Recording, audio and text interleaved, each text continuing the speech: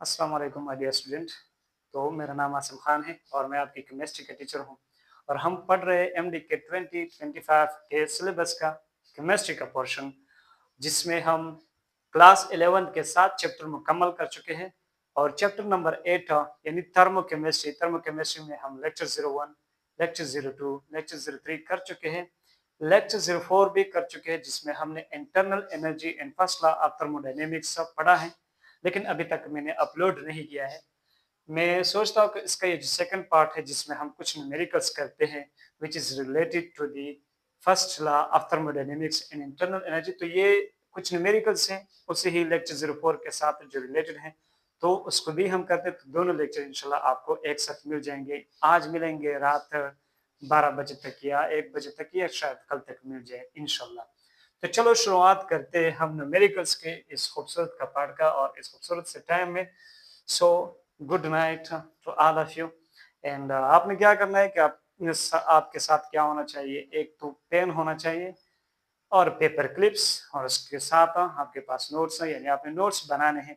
जब तक आप बैठेंगे नहीं, आप लिखेंगे नहीं, तब तक आप समझेंगे तो जरूर, लेकिन आपको फील नहीं आएगा, और जब फील नहीं आएगा तब आप कुछ चीजें लर्न नहीं कर सकेंगे। तो लर्निंग के लिए जरूरी है कि आपके पास पेन और कागज मौजूद हो। तो स्टार्ट करते हैं हम न्यूमेरिकल्स का पार्ट। हम आपको मैंने इससे पहले यानी इसका जो फर्स्ट पार्ट था इस लेक्चर का, उसमें मैंने आपको इंटरनल एनर्जी का फॉर्मूला बताया था कि change in internal energy is equal to heat plus work. और इसको मैंने कहा था कि हम इसको इस तरह भी लिख सकते हैं कि change in internal energy is equal to change in heat plus change in W. तो ये होंगे आपके पास दो फार्मूले, सॉरी ये तो एक ही फार्मूला है लेकिन दो डिफरेंट फॉर्म्स हैं इनके। दूसरा इंटरनल एनर्जी का जो फार्मूला है हमारे पास, वो किस तरह होना चाहिए, change in internal energy is equal to N C we into change in temperature. Clear है? ये दो फार्मूले हो गए आपके पास इंटरनल एनर्जी के लिए। ये वाला फार्मूला हम कब इस्तेमाल करते हैं, ये लेक्चर 04 के पार्ट 1 में मैंने आपको बताया है कि इसको हम आइडियल गैस के लिए इस्तेमाल करते हैं। गैस चाहे कोई भी हो, नाइट्रोजन हो, ऑक्सीजन हो, फ्लोरीन हो, नियान हो, मीथेन गैस हो, कार्बन डाइऑक्साइड गैस हो, लेकिन वो आइडियल बिहेवियर रखता हो। और इसके लिए प्रोसेस चाहे कोई भी हो, आइसोथर्मल हो, आइसोकोरिक हो, आइसोबारिक हो, एंड एडियाबेटिक हो, एटसेट्रा, उन उसके लिए हम ये वाला फार्मूला इस्तेमाल कर सकते हैं। और ये वाला फार्मूला इंटरनल एनर्जी का हम जनरल गैस के लिए इस्तेमाल करेंगे। इस तरह हम कुछ फार्मूलेस लिखेंगे हीट के लिए। तो हीट के कुछ फार्मूलेस हैं, यहाँ पर मैं इसको भी लिख दूं। तो ये देख ले, हीट का फार्मूला नंबर 1 कि Q is equal to M C sorry M C into change in temperature. ये हो गए हमारे पास फार्मूला नंबर 1। और एक है हमारे पास Q is equal to M C into change in temperature. और एक है आपके पास हीट का formula, heat is equal to q P is equal to M c P into change in temperature. ये हो गया आपके पास हीट का फार्मूला नंबर 3। और एक है आपके पास q we is equal to M C we into change in temperature. एक है आपके पास Q का फार्मूला कि Q P is equal to M sorry N C P into change in temperature. और एक है आपका हीट का फार्मूला कि Q B is equal to M C we into change in temperature. तो ये हो गया आपके पास फिफ्थ 5 फार्मूले हीट के लिए। अब सर आप देख ले, ये मैं आपको बता दूं कि ये फार्मूले हमने निकाले कहाँ से हैं। क्लियर है? ये फार्मूले हमारे पास कहाँ से आए हैं, यानी ये कहाँ से ये फार्मूला हीट के लिए हमने निकाला है। तो आपको पता है कि हम स्पेसिफिक हीट कैपेसिटी के बारे में पढ़ चुके थे हीट के लेक्चर में। हीट के लेक्चर में हमें हीट कैपेसिटी के बारे में पता था कि हीट कैपेसिटी हमारे पास बराबर होती है Q divided by M into change in temperature. So this is the heat specific heat capacity the amount of heat required to raise the temperature of 1 gram of a substance by 1 degree centigrade is called a specific heat capacity. तो इस फार्मूले में रद्द बदल करके हम formula number 1 निकाल सकते हैं। इसी तरह आपके पास था दूसरा सी का फार्मूला कि C is equal to Q divided by N into change in temperature। यहाँ पर N क्या है, नंबर ऑफ मोल्स है। तो एक आपके पास स्पेसिफिक मोलर हीट कैपेसिटी था कि the amount of heat required to raise the temperature of 1 mole of a substance by 1 degree centigrade is called a specific molar heat capacity। ये हमारे पास क्या है, Q है। अब आपको पता था, यानी आपके पास C के दो फॉर्म्स थे। C के आपके पास दो फॉर्म्स थे, एक था Cp और एक था Cv। Cp क्या है, specific heat capacity at constant pressure और specific heat capacity at constant volume. तो इनके हमारे पास फॉर्मूले बनते हैं। एक बनता है Cp is equal to specific heat content divided by m into change in temperature, और यहाँ पर ये हीट होगा एट कांस्टेंट प्रेशर। तो जरा देख लें, इस फार्मूले से हमने बनाया है ये सेकंड फार्मूला और इस फार्मूले से हमने बनाया है ये थर्ड फार्मूला। और इसी तरह आपके पास specific heat capacity at constant volume जो है वो बराबर है Q V divided by M into change in temperature. इस फार्मूले में रद्द बदल करके हमने फार्मूला नंबर 4 निकाला है। क्लियर है। और इसी तरह ये तो हो गई specific heat capacity at constant pressure and eight constant volume. इसी तरह आपके पास मोलर स्पेसिफिक हीट कैपेसिटी के भी दो फॉर्म्स होते हैं। मोलर स्पेसिफिक हीट कैपेसिटी जिसको हम थोड़ी, यानी मोलर स्पेसिफिक हीट कैपेसिटी का सी कैपिटल में होता है, ये मैंने आपको बताया था, और स्पेसिफिक हीट कैपेसिटी का सी हम स्मॉलर में लिखेंगे। तो ये भी हमारे पास Cp एंड Cv हो सकती है। So molar specific heat capacity at constant pressure हमारे पास बराबर हो जाएगी Qp divided by n into change in temperature. इसी तरह हमारे पास molar specific heat capacity at constant volume हमारे पास बराबर हो जाएगी Qv divided by n into change in temperature. तो इस फार्मूले से हमने निकाला है फार्मूला नंबर 5 और इस फार्मूले से हमने हीट के लिए निकाला है फार्मूला नंबर 6। तो उम्मीद करता हूँ कि अब ये आपके लिए क्लियर हुआ होगा कि हमने ये 6 फार्मूले हीट के लिए कहाँ से निकाले हैं। तो अब आपको कोई कंफ्यूजन नहीं होगा। अब हम चलते हैं हमारे जो न्यूमेरिकल का पोर्शन है। क्लियर है। तो यहाँ मैं न्यूमेरिकल नंबर 1 लिखता हूँ। न्यूमेरिकल नंबर 1 में हमारे पास क्या है, नंबर 1 न्यूमेरिकल नंबर 1 में हमारे पास है कि 300 calorie 300 calorie is given 300 calorie heat 300 calorie heat is given to a system 300 calorie heat is given to a system and it performed 250 calorie work and the system performed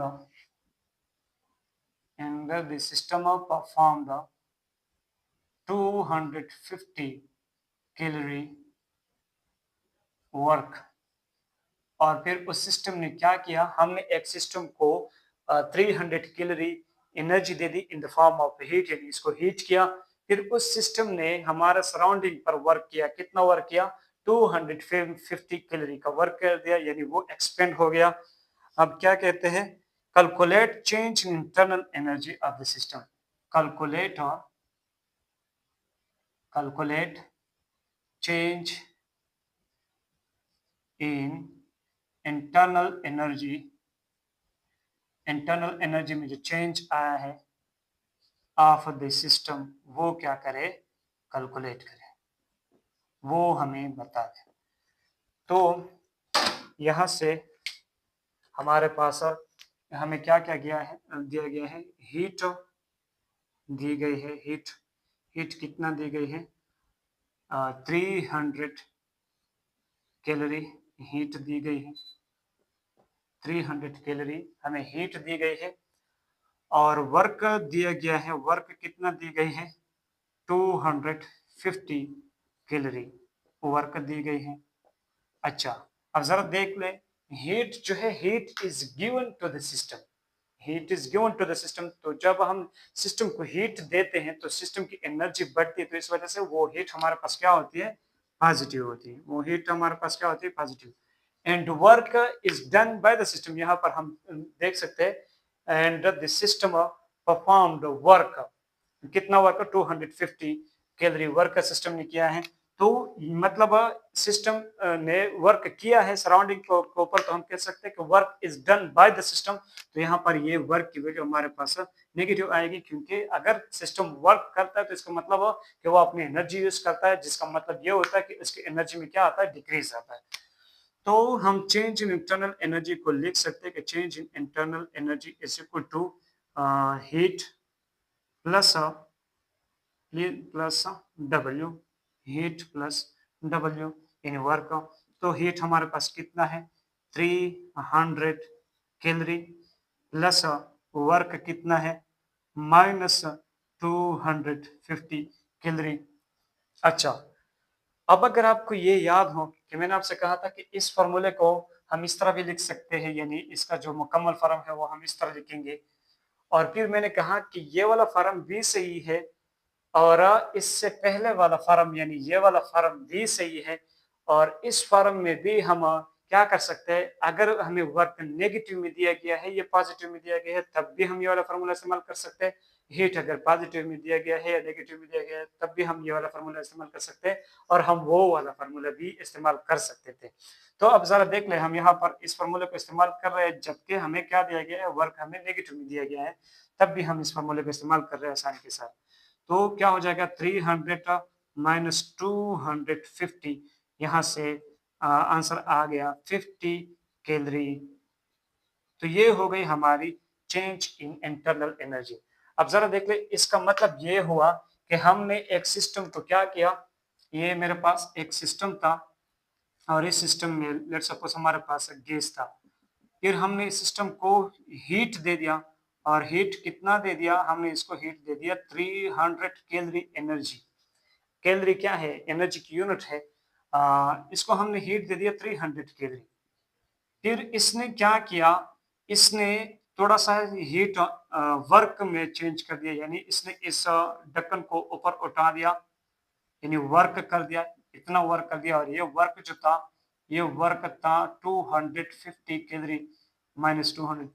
तो जब हमने 300 energy they the in the form of heat इस system को, तो उस 300 energy में से इस सिस्टम ने 250 जूल एनर्जी इस्तेमाल की वर्क में, और 50 कैलोरी एनर्जी उसकी इंटरनल एनर्जी क्या हो गई, बढ़ गई। यानी 50 टोटल एनर्जी चेंज कितना आया, इस सिस्टम के इंटरनल एनर्जी में टोटल चेंज कितना आया, 50 कैलोरी। टोटल हमने 300 कैलोरी दिए हैं, लेकिन क्या हुआ कि इस 300 में से 250 कैलोरी वो इस्तेमाल कर चुका है, और 50 कैलोरी इसमें रह चुका है, जिसकी वजह से इस सिस्टम की इंटरनल एनर्जी में चेंज 50 कैलोरी आ चुकी है। इसके साथ हम करते हैं हमारा question number 2।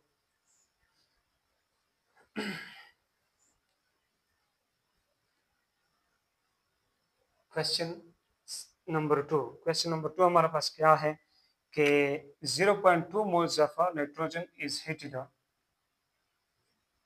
0.2 moles of nitrogen gas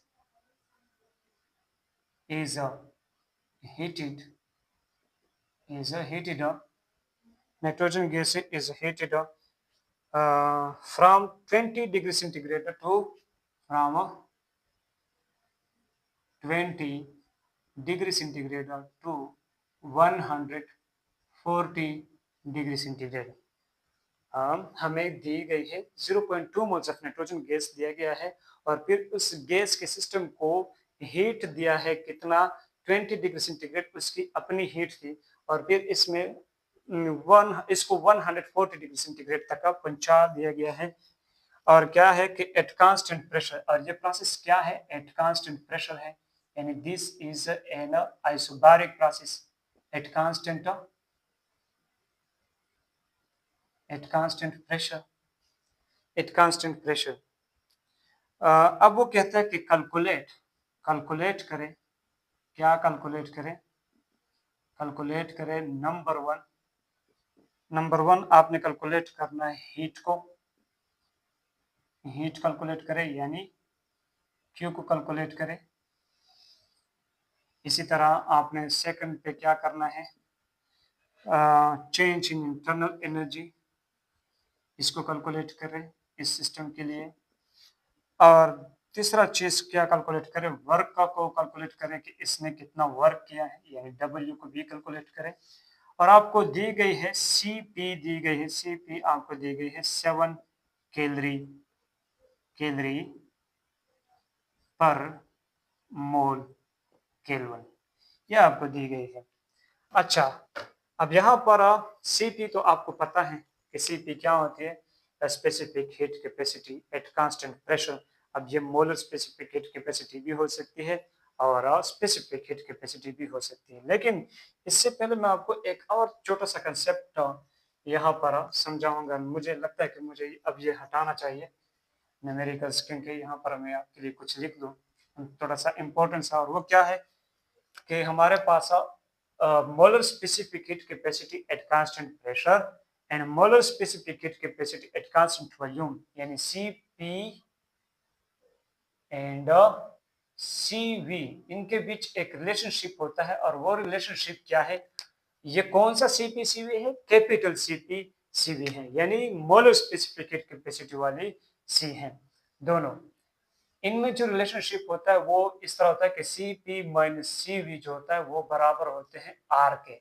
and this is always, ये हमेशा के लिए, हर गैस के लिए और हर कंडीशन पे, के हर गैस के लिए उसकी जो specific molar heat capacity at constant pressure होती है उसमें, और उसके specific molar heat capacity at constant volume, इन दोनों के बीच डिफरेंस होता है वो बराबर होता है आर के। और आर आपको पता है कि क्या होता है, यूनिवर्सल गैस कांस्टेंट, जिसकी यूनिट हमारे पास एनर्जी की शक्ल में अगर हम देखें तो वो 8.314 जूल्स होती है।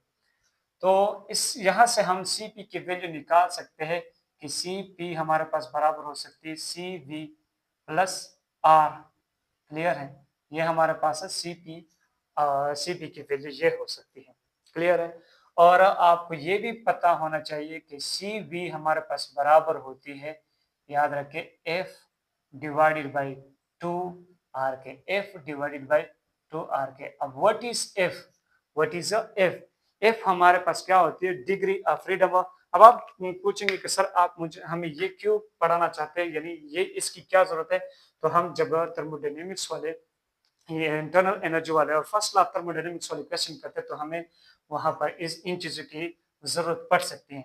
अब F क्या होता है, F is a degree of freedom, आपने लिखना है, मेरे पास जगह नहीं है वरना मैं लिखता।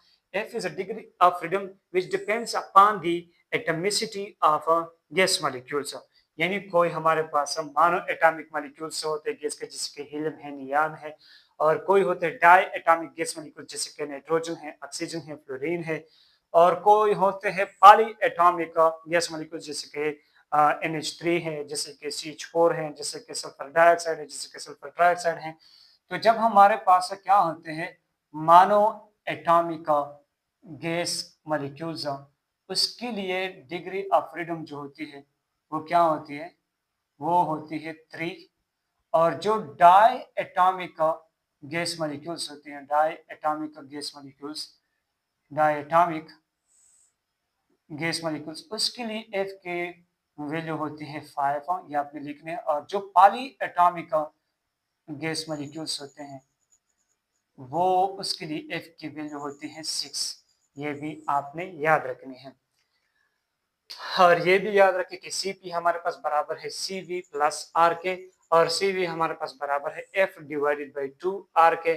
R हमारे पास क्या है, R है हमारे पास यूनिवर्सल गैस कांस्टेंट जिसकी वैल्यू है 8.314 जूल। और अगर आप इसको कैलोरी में लेना चाहे तो ये अप्रॉक्सीमेटली बराबर होती है 2 कैलोरी के, 2 कैलोरी के, क्योंकि आपको पता है कि 1 calorie is equal to 4.182 joules. तो 2 कैलोरी हमारे पास अप्रॉक्सीमेटली बराबर हो जाती है 8.314 जूल्स के। तो आर की वैल्यू हमारे पास 2 कैलोरी के बराबर आ सकती है। ये सारी चीजें आपने याद रखने हैं, फिर हम क्वेश्चन की तरफ जाएंगे। अब जरा मैं यहाँ पर आपको बता दूं कि यहाँ पर डाई एटॉमिक में से कार्बन डाइऑक्साइड भी आएगा, यानी ये आ चुका है, वरना carbon dioxide is a try atomic gas molecule से, बट इसके लिए जो एफ की वैल्यू है वो क्या है 5 है। अब आ चुकी है तो आपने भी इसको समझ लेना है। अब जरा देख ले, हम अपने क्वेश्चन की तरफ आते हैं कि 0.2 moles of nitrogen gas is heated from 20 degree centigrade to 140 degree centigrade, यानी हमारे पास चेंज इन टेम्परेचर आया है, चेंज इन टेम्परेचर हमारे पास मिला है, चेंज इन टेम्परेचर है हमारे पास 140 माइनस 120 यानी 120 डिग्री सेंटीग्रेड हमारे पास क्या है, चेंज इन टेम्परेचर है। Eight constant pressure calculate heat, calculate internal energy, calculate work. अब हम कहाँ से कर सकते हैं, हमें तो चेंजिंग टेम्परेचर दी गई है, हम हीट कांस्टेंट मालूम करते हैं एट कांस्टेंट प्रेशर वो कहता है, तो हमारे पास जो क्यू पी होती है एट कांस्टेंट प्रेशर वो बराबर होती है। अब चूंकि यहाँ पर मोल की बात तो हो चुकी है, यहाँ पर मास की बात नहीं हो चुकी है, तो क्यू पी हम रिलेट कर सकते हैं। जरा देख ले, ना तो ये वाला फार्मूला हम इस्तेमाल कर सकते हैं, ना ये वाला इस्तेमाल करते, लेकिन यहाँ पर मास की बात हो रही है। ये वाला इस्तेमाल करते, लेकिन यहाँ पर कांस्टेंट वॉल्यूम की बात हो रही है। ये वाला इस्तेमाल करेंगे क्योंकि यहाँ पर नंबर ऑफ मोल्स की भी बात हो रही है और कांस्टेंट प्रेशर पर। तो हम लिखते हैं कि Q P is equal to N C P into change in temperature. Q P is equal to N C P into change in temperature.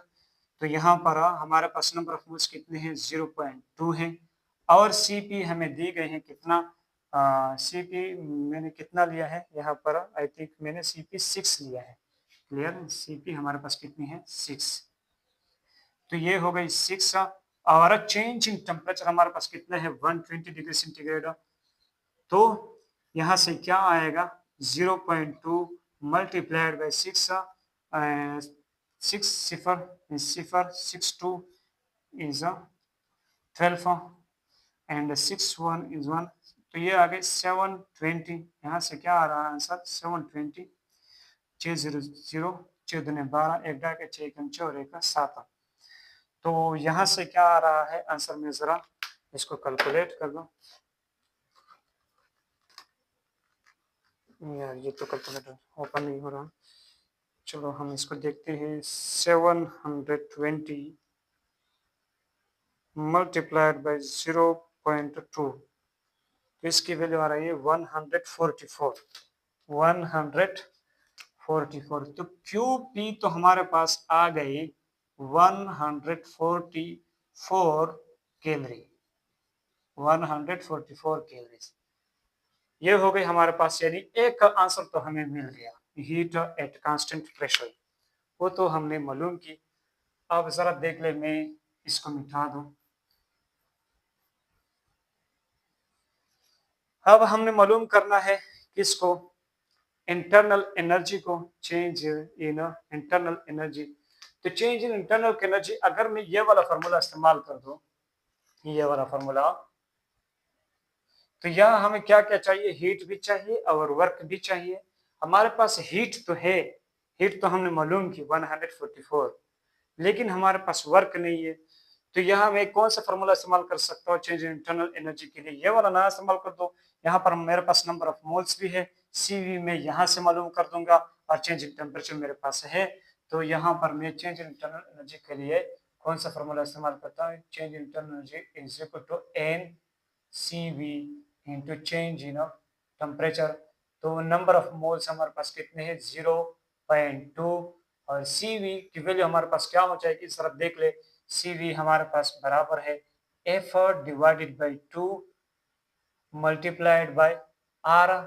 Clear है, और F चूंकि हमारे पास गैस कौन है, यहाँ पर गैस किसकी बात हो गई थी, नाइट्रोजन गैस, तो नाइट्रोजन गैस हमारे पास N2 है, यानी डाई एटॉमिक मॉलिक्यूल है। तो F की वैल्यू हमारे पास क्या आएगी, F हमारे पास 3 आएगी, क्योंकि डायटोमिक के लिए सॉरी 5 आएगी, क्योंकि डायटोमिक के लिए हमारे पास F की वैल्यू क्या है 5 है। तो 5 डिवाइडेड बाई 2R, और आपको पता है कि R की वैल्यू हमारे पास क्या है, अप्रॉक्सीमेटली 2 कैलोरीज। तो यहाँ पर हम लिख सकते हैं कि 5 डिवाइडेड बाई 2 मल्टीप्लाइड बाई 2, तो 2 और 2 क्या हो जाएंगे कैंसल, यानी यहाँ पर Cv की वैल्यू हमारे पास क्या आ रही है 5। तो मैं इसको मिटा दो और CV की वैल्यू यहाँ पर लिख दो। CV की वैल्यू हमारे पास कितनी आ गई 5 multiplied by change in temperature हमारे पास कितना आया है 120 डिग्री सेंटीग्रेड। तो यहाँ आपने क्या करना है जरा देख ले 0.2 मल्टीप्लाइड बाय 5 5 0 0 5 दूनी 10 0 1 5 1 5 और 1 6 तो यहाँ से आ रही है आंसर आई थिंक 120 ही आ रहा है 2 6 12 तो इशारिया हम लगाएंगे एक इनसे के बाद 2 0 0 2 0 2 6 12 तो यहाँ पर इशारा लगाएंगे तो 120 ही आ रहा है इसका आंसर। तो ये हो गई चेंज इन इंटरनल एनर्जी हमारे पास हो गई 120 कैलोरी। क्लियर है चेंज इन इंटरनल एनर्जी हमारे पास कितनी आ गई 120 कैलोरी। अब हम देखते हैं हमारा जो नेक्स्ट है वो क्या है वर्क। अब हम वर्क को देखते हैं कि वर्क की फार्मूला तो इसके लिए अब मैं ये वाला फार्मूला इस्तेमाल कर दूं ये वाला इनमें से कोई भी आप इस्तेमाल कर सकते हैं। तो change in internal energy is equal to heat plus work. तो वर्क मेरे पास बराबर हो जाएगी change in internal energy minus heat. तो चेंज इन इंटरनल एनर्जी मेरे पास कितना है 120 माइनस हीट कितना आया था अब जरा देख ले मैं भूल चुका हूँ नहीं 144 ये हमारे पास क्या आ गया था हीट। तो वर्क की वैल्यू कितनी आ गई -24 कैलोरी हमारे पास क्या आ गई हीट की वैल्यू। तो आपने सारी चीजें मालूम की यहाँ पर। अब जरा देख ले इसका मतलब ये है हीट की वैल्यू क्या थी हीट की वैल्यू थी हमारे पास 144 कैलोरी। तो इसका मतलब यह हुआ कि आपने हीट दे दिया 144 कैलोरी एक सिस्टम को। उसने क्या किया उसने उनमें से 24 कैलोरी का वर्क कर दिया सराउंडिंग के ऊपर यानी एक्सपेंड कर गया और बाकी जो एनर्जी बच गई कितनी 120 कैलोरी उससे उन्होंने उस सिस्टम की इंटरनल एनर्जी बढ़ा दी। आपने टोटल 144 कैलोरी हीट दिया था उनमें से इन्होंने -24 कैलोरी हीट एनर्जी इस्तेमाल की वर्क में और 120 कैलोरी से उन्होंने उस सिस्टम की क्या बढ़ा दी इंटरनल एनर्जी बढ़ा दी। तो ये हो गई हमारे पास क्वेश्चन नंबर 2। अब हम चलते हैं क्वेश्चन नंबर 3 की तरफ। क्वेश्चन नंबर 3 और क्वेश्चन नंबर 3 क्या है कि हमारे पास क्वेश्चन नंबर 3 हमारे पास क्या है 2 mole of neon is heated 2 moles of neon gas is heated 2 mole of neon gas is heated from 20 degree centigrade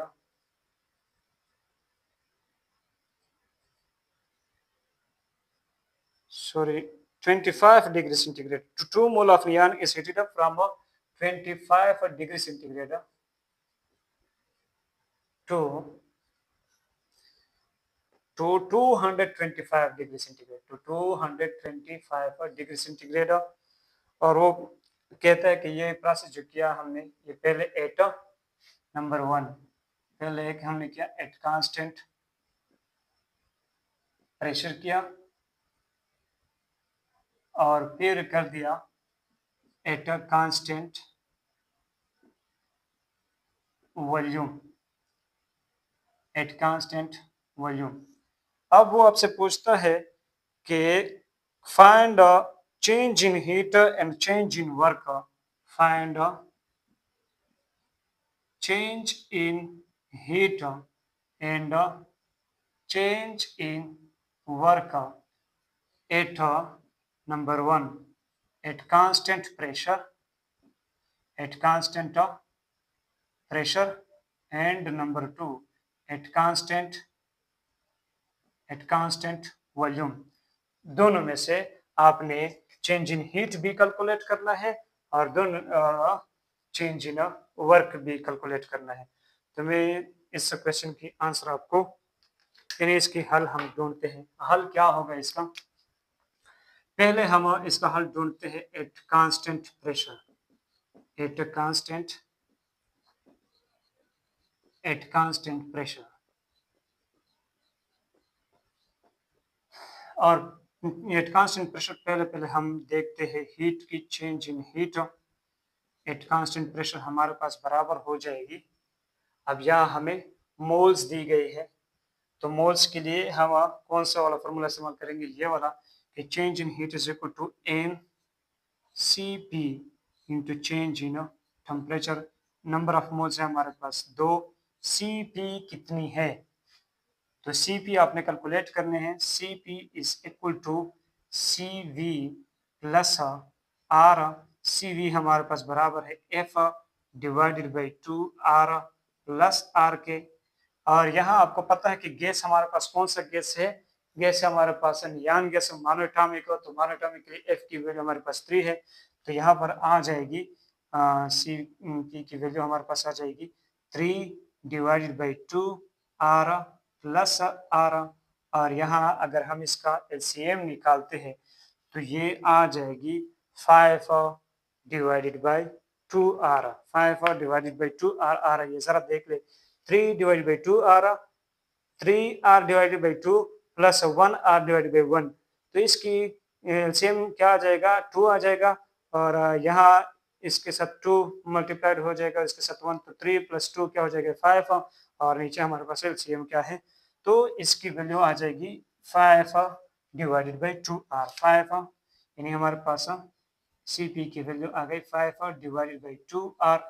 और यहाँ हम अगर कह दें तो 5 डिवाइडेड बाई 2 आर की वैल्यू आपको पता है कि आर की वैल्यू हमारे पास 2 कैलोरी है, तो यहाँ से आ जाएगी 2 और 2 कैंसिल हो जाएगी, यानी सी पी की वैल्यू आपके पास कितनी आ गई? 5। तो मैंने इसको मिटा दो, अब मुझे सी पी की वैल्यू मिल गई और यहाँ इसको इस्तेमाल कर दो, तो 5 multiplied by change in temperature हमारे पास कितना है? हमने चेंज कितना किया? 25 डिग्री सेंटीग्रेड से हमने टेम्परेचर को बढ़ाया है 225 डिग्री सेंटीग्रेड, यानी चेंज कितना आया है? 200 डिग्री सेंटीग्रेड आया है, 200 डिग्री सेंटीग्रेड। अब यहाँ से आंसर आएगी 2 मल्टीप्लाइड बाई 1000 और यहाँ से आएगी 2000 कैलोरी। तो आपके पास चेंज इन हीट कितना है एट कांस्टेंट प्रेशर? 2000 कैलोरीज। अब आपने चेंज इन वर्क भी देखना है, क्या है change in work at constant? ये वर्क है या इंटरनल एनर्जी की बात है? हाँ बिल्कुल, वर्क की बात की है। तो यहाँ पर मैंने अब दूसरा चेंज इन वर्क के बारे में बतानी है कि वर्क क्या आएगा चेंज इन वर्क। तो वर्क के लिए हमें क्या चाहिए? इंटरनल एनर्जी, यानी ये चेंज इन वर्क हम इस फॉर्मूले से इस्तेमाल करेंगे। अब इस फॉर्मूले में हमारे पास चेंज इन हीट तो है लेकिन इंटरनल एनर्जी नहीं, तो वर्क को मालूम करने से पहले हमें इंटरनल एनर्जी की जरूरत है कि हम चेंज इन इंटरनल एनर्जी को मालूम करें, तब हम चेंज इन वर्क को भी मालूम कर सकते हैं एट कांस्टेंट प्रेशर। तो हमारे पास change in internal energy at constant pressure बराबर हो जाएगी, हम ये वाला फार्मूला इस्तेमाल करेंगे क्योंकि हमारे पास नंबर ऑफ मोल्स की बात हो रही है और ये है कि हमारे पास गैस भी है, अनियान गैस। तो मैं क्या कर सकता हूँ, इस फार्मूले का इस्तेमाल करता हूँ कि change in internal energy is equal to N C we into change in temperature.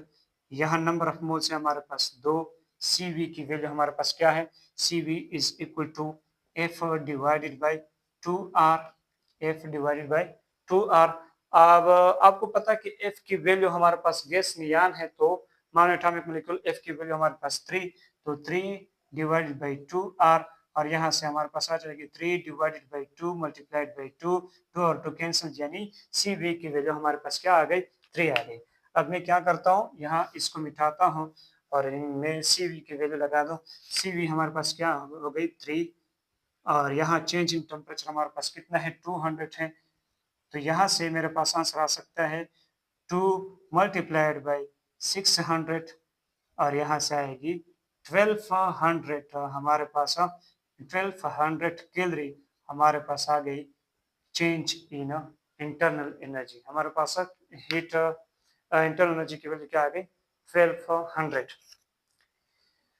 तो ये है हमारे पास इंटरनल एनर्जी की वैल्यू, यहाँ पर लिख दो कहीं पे।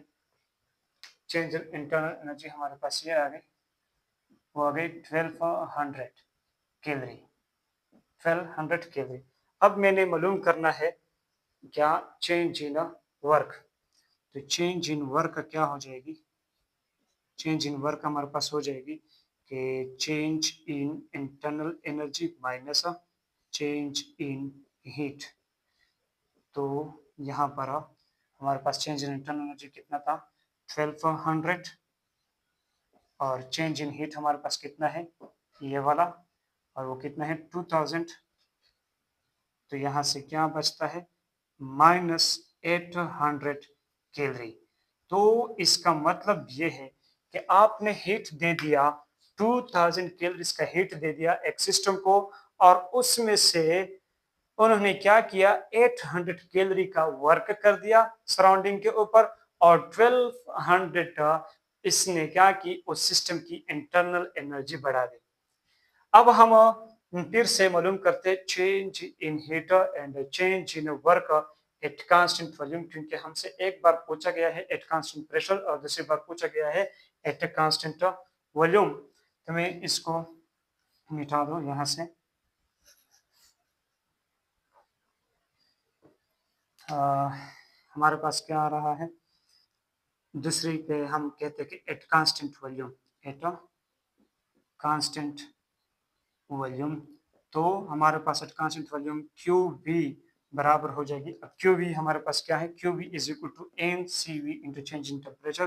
तो N C we into change in temperature, यहाँ से एन जो है हमारे पास 2 है, और सी वी अभी आपको पता चला कि सी वी हमारे पास 3 आती है। सी वी कितनी आती है 3 आती है, क्योंकि वही नियान गैस है तो इसके लिए डिग्री ऑफ फ्रीडम वही 3 है।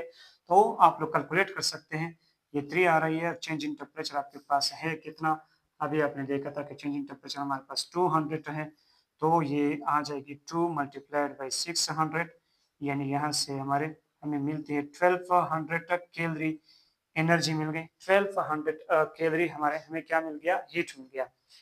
और अब हम यहाँ change in heat, change in work की बात करते हैं। चेंज इन वर्क, अब हमें इंटरनल एनर्जी कैलकुलेट करने की जरूरत नहीं, क्योंकि इंटरनल एनर्जी ऑलरेडी हम कैलकुलेट कर चुके हैं। तो ये इंटरनल एनर्जी चाहे कांस्टेंट हीट हो एट कांस्टेंट प्रेशर या एट कांस्टेंट वॉल्यूम हो, ये एक ही है। क्लियर है, वो हम यहाँ पर ये जो है हमारे पास चेंज इन वर्क का चेंज इन वर्क है एट कांस्टेंट वॉल्यूम, तो ये हम इस्तेमाल करेंगे। अब जरा देख ले इस फॉर्मूले में हम अगर चेंज इन वर्क को हम कैलकुलेट करना चाहें तो हमारे पास क्या हो जाएगी, change in internal energy minus change in heat, और चेंज इन इंटरनल एनर्जी हमारे पास कितनी है 1200 कैलोरी है। 1200 कैलोरी माइनस हीट यहाँ पर कितना है, यहाँ पर ये आपने क्या लगाना है heat constant, change in heat at constant volume, और वो कितना आ गया आपके पास 1200 आ गया। अब जरा देख ले यहाँ से चेंज इन वर्क की वैल्यू क्या आ रही है 0 कैलोरीज। मतलब ये है कि जब आपके पास आपने क्या किया इस सिस्टम को 1200 calorie heat they the, energy they the in terms of heat, और फिर उसने चूंकि वॉल्यूम क्या था, वॉल्यूम इसका कांस्टेंट था, वॉल्यूम उसका कांस्टेंट था, तो उसने यानी वॉल्यूम में चेंज नहीं आ रहा था, ना एक्सपेंशन हो रहा था ना कंप्रेशन हो रहा था। अब वॉल्यूम में चेंज कब होता है, जब आपके पास कोई सिस्टम ऐसा हो कि उसका ये पिस्टन क्या हो मूवेबल हो, यानी एक्सपेंशन में ये ऊपर जा सके और कंप्रेशन में ये नीचे आ सके, तो चेंज इन वॉल्यूम हो सकता है। लेकिन अगर ये क्या हो टाइटली हेल्ड हो, यानी चेंज इन वॉल्यूम 0 हो, चेंज वॉल्यूम कांस्टेंट हो, वॉल्यूम चेंज नहीं हो रहा हो, तो ऐसे ही सिस्टम को हमने क्या की 1200 calorie energy they the in terms of heat, फिर इसने कोई वर्क नहीं किया, ना एक्सपेंशन का वर्क किया ना कंप्रेशन का वर्क हुआ, तो वो सारी एनर्जी कहाँ गई, उसकी इंटरनल एनर्जी में गई। यानी उसने ये 1200 कैलोरी एनर्जी हमें सारी के सारी इसने क्या की इस सिस्टम की इंटरनल एनर्जी बढ़ा दी। क्लियर है? तो जब भी हम एट कांस्टेंट वॉल्यूम की बात करते हैं, आइसोकोरिक प्रोसेस की बात करते हैं, वहां पर जब भी हम हीट देंगे तो वो हीट क्या करेगा, उस सिस्टम के ऊपर कोई वर्क नहीं करेगा, सिर्फ उस सिस्टम की इंटरनल एनर्जी बढ़ाएगी। क्लियर है? तो ये जो दूसरा हम पढ़ रहे हैं, this is called isochoric process, और इससे पहले जो हमने पढ़ा एट कांस्टेंट प्रेशर, उसको हम क्या कहते हैं, आइसोबारिक प्रोसेस। क्लियर है? ये हो गई हमारे पास क्वेश्चन नंबर 3। और अब मैं लास्ट क्वेश्चन करने वाला हूं आपके लिए। आपने क्या करना है, वो भी हल करना है। मैं जरा टाइम को चेक कर लूं, वीडियो की लेंथ को, कि कितना हुआ है। चलो ठीक है यार, ये क्वेश्चन तो कर ही लेते हैं। इन an isothermal process, question number 4, in an isothermal process, in an isothermal process 200 joules of work, 200 joules of work is done on an ideal gas, is done on an ideal gas, is done on an ideal gas. Calculate a change in a heat, calculate, क्या करें, calculate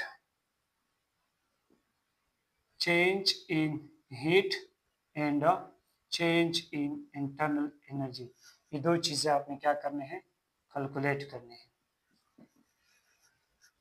अब जरा देख ले, यहाँ पर हम solution किस तरह करेंगे। हमारे पास जो वर्क है, वर्क की वैल्यू तो आप ये देख ले कि वर्क आपके पास हुआ है 200 जूल का, और इसकी वैल्यू है माइनस में, क्योंकि in an isothermal process 20 joules of work is done on ideal, sorry ये पॉजिटिव में है, क्या है, पॉजिटिव में है, क्योंकि done on a system, is done on an ideal gas, यानी एक आइडियल गैस एक सिस्टम है, उसके ऊपर ये वर्क किया गया है। अब यह बात क्या हो रही है, ये सिस्टम क्या है, आइसोथर्मल सिस्टम है। ये क्या है, आइसोथर्मल सिस्टम है, यानी यहाँ पर चेंज इन टेम्परेचर जो है वो क्या है, जीरो है। चेंज इन टेम्परेचर क्या है, जीरो है, यानी टेम्परेचर क्या है, ये प्रोसेस कांस्टेंट टेम्परेचर पर हो रहा है। एक बात ये, दूसरी बात ये याद रखें कि जब आपके पास आइडियल गैस होता है, आइडियल गैस, तो उसके लिए इंटरनल एनर्जी जो होती है वो सिर्फ और सिर्फ उस सिस्टम में जो काइनेटिक एनर्जी होती है, उसकी काइनेटिक एनर्जी को हम क्या कहते हैं, इंटरनल एनर्जी। और ये क्वेश्चन भी किया होता है कि why internal energy of N ideal gas is only it's kinetic energy. यानी मैंने जब इंटरनल एनर्जी की डेफिनेशन में आपसे कर रहा था, तो मैंने कहा कि the sum of all the kinetic energy and sum of all the potential energy of a system is called internal energy. But for an ideal gas, the sum of all the kinetic energy of an ideal gas is called its internal energy। तो यहाँ पर सिर्फ kinetic energy की बात क्यों होती है, क्योंकि देख ले ideal gas kinetic molecular theory के मुताबिक हमें पता है कि गैसेस मॉलिक्यूल के बीच क्या होते हैं, फोर्स ऑफ अट्रैक्शन नहीं होते। तो फोर्स ऑफ अट्रैक्शन नहीं होंगे तो क्या नहीं होगा, पोटेंशियल एनर्जी नहीं होगी, सिर्फ फोर्सेस ऑफ रिपल्शन होते हैं, ट्रांसलेशन एनर्जी होती है, वाइब्रेशनल एनर्जी होती है, और वो सारे क्या है, काइनेटिक एनर्जी है। तो internal energy for an ideal gas is only क्या, is only kinetic energy. Clear है, इज ओनली काइनेटिक एनर्जी। और दूसरी बात आपको ये पता है काइनेटिक मॉलिक्यूलर थ्योरी से कि kinetic energy is directly proportional to temperature. अब अगर काइनेटिक एनर्जी टेम्परेचर के ऊपर डायरेक्टली डिपेंड है, तो चेंज इन इंटरनल एनर्जी या इंटरनल एनर्जी भी हमारे पास किस चीज के ऊपर डायरेक्टली डिपेंड करेगी, चेंज इन टेम्परेचर के ऊपर। ये किसके ऊपर डिपेंड करेगी, चेंज इन टेम्परेचर के ऊपर। अगर हमें इंटरनल एनर्जी काइनेटिक एनर्जी के ऊपर डिपेंड करती है, काइनेटिक एनर्जी टेम्परेचर के ऊपर डिपेंड करती है, तो हमारे पास जो यू है, यू भी सिर्फ किस पर के ऊपर डिपेंड करेगी, सिर्फ टेम्परेचर के ऊपर डिपेंड करेगी। इसी तरह चेंज इन इंटरनल एनर्जी भी किसके ऊपर डिपेंड करेगी, चेंज इन टेम्परेचर के ऊपर। और आपको पता है कि चेंज इन टेम्परेचर हमारे पास क्या है, जीरो है। तो चेंज इन इंटरनल एनर्जी हमें कितनी मिल गई, zero. Change in internal energy इस सिस्टम के लिए कितनी है, जीरो। क्लियर है। अब हमने इसके लिए क्या कैलकुलेट करना है, हीट को, हीट को कैलकुलेट करना है। तो मैं इसको मिटा दूं, हीट हम इसके लिए किस तरह कैलकुलेट कर सकते हैं, ज़रा देख ले, हमारे पास इंटरनल एनर्जी आ गई कितनी, इंटरनल एनर्जी है हमारे पास 0 और चेंज इन वर्क जो है, चेंज इन वर्क जो है वो हमारे पास कितना है 200 जूल्स है, 200 जूल्स। अब हमारे पास क्यू कितनी आएगी, तो आपको पता है कि change in internal energy is equal to change in heat plus change in work. अब चेंज इन हीट हमारे पास बराबर आ जाएगी किसके, change in internal energy minus change in work done. तो यानी वर्क को इधर ले आया, इंटरनल एनर्जी कितना था 0 था, माइनस वर्क कितना हो गया 200 जूल्स।